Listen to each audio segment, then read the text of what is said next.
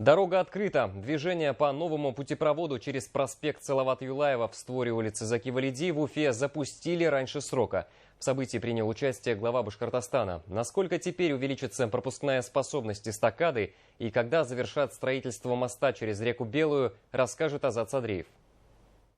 Вот пропускная способность, вот насколько увеличится? 30%. То есть на треть мы увеличиваем, да?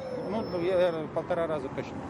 И этого хватит, чтобы избавиться от пробок на участке дороги, где в часы пик водителям приходилось тратить время и бензин. Эстакада через проспект Салавата Юлаева стала не только шире, но и длиннее.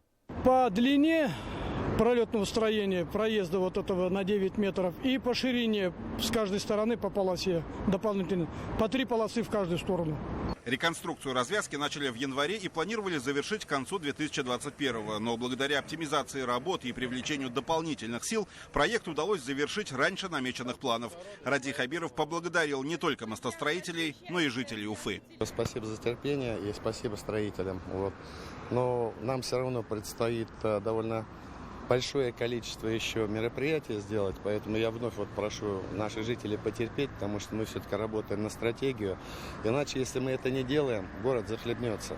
Мы даже не успеваем, мы пока догоняем вот тот объем машин, который появляется. Но, учитывая восточный выезд, учитывая наши планы соответственно, по мосту через Интернациональное, развязку на Нагаевском перекрестке мы уже приступили.